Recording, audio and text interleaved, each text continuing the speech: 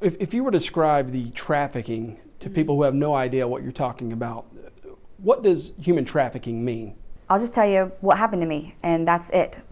That's what it is. So this guy came up to me, and he was kind, and he looked good on the outside, and he said nice things to me. He actually went and got me dope, got me heroin, brought it back to me. He didn't steal my money. He groomed me. I didn't know he was grooming me, but that's what he was doing. And he would say nice things like I was beautiful, or I was better than these other girls out here. And I'll never forget. Like, that went on for a little while. I don't know exactly how long of the grooming process, a couple weeks maybe, maybe less. And I believed he really cared for me. And then he went from the light to the dark, and his eyes switched. Right in front of my face, I seen his eyes switch from good to bad, and it scared me to death. And I was already vulnerable in the ways that he could see. I already felt no good. I already felt just not good about me, and like I was empty inside. And so when he said those things to me, when he said, I'm going to take care of you, I'm going to make you my wife, he would call me wifey, which really makes me sick to say those things today, because it's very, makes it almost right now. I believed him, and I don't know why. I don't know. Some part of me hates sharing that, because a sense of shame, or I feel stupid, like I was just that stupid girl, like he got me. But they're good. They're good at what they do. Like, I would never tell somebody else that they're a stupid girl for falling for it, because this is planned out. And so he then brought someone in, and they taught me how to get in and out of cars, to sell myself for sex to complete strangers, people I never knew. I did not grow up wanting to do this. I did not come to Columbus with this plan.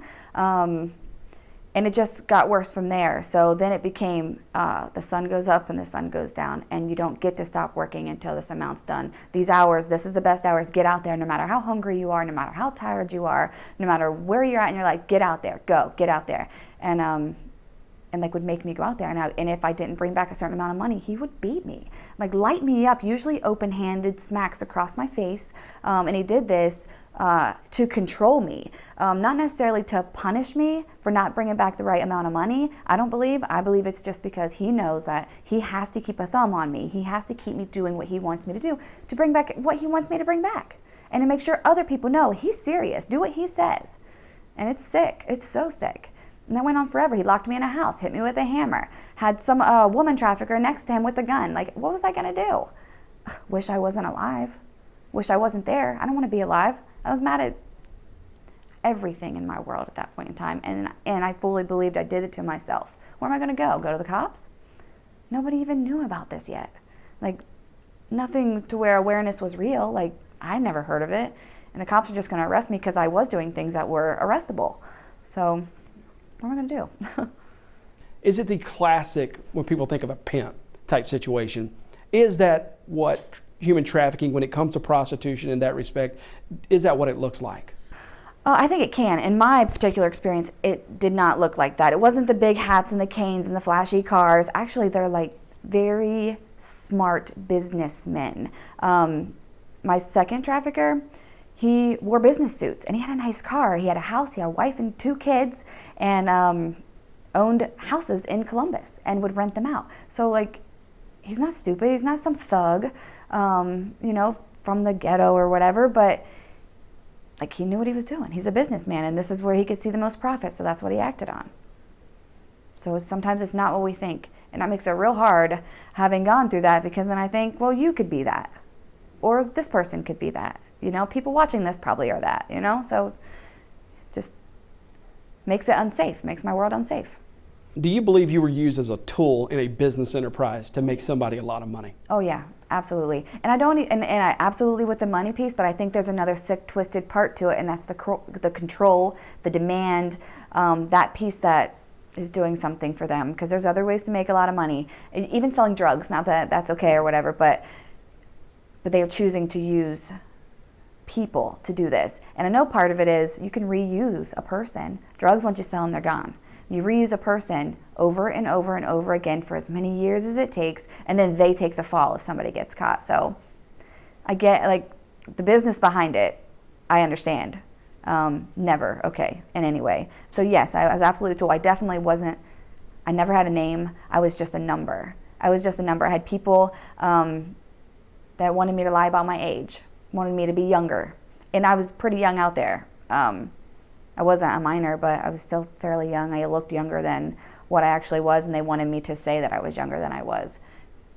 That's sick. That's so sick.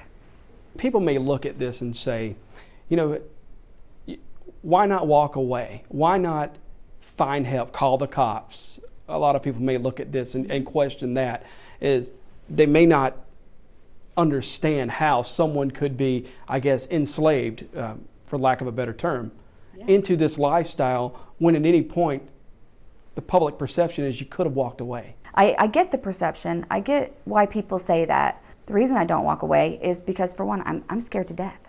And I have nowhere else to go. Where am I going to go? Like, the things that I've done are not okay. I'm going to go to jail for it. And honestly, at the end of it, I was grateful to go to jail. Like, yes, I was awake for 8 days. And so to lay down, I was, yes, thank you for putting me in jail. That is not okay. There is no place to take people who are victims of such violence. So things are starting to come about today, but there's so many people out there. What are we going to do with them? I didn't even know what was happening. I thought I just was just a stupid person. I just was this dumb person. It was my fault. And he would take care of me. They would take care of me in different ways. They would, sometimes they would buy me clothes. Sometimes they would rip them up. Sometimes they'd keep them in the trunk. Sometimes they would buy me food. Sometimes they would get my drugs for me. So there's a lot of different reasons. Like, I think a big part of it is I just was no good. Like, I deserved to be there. I was meant to die that way. I fully believed that I was meant to die that way. It's a real dark place to be. It was awful.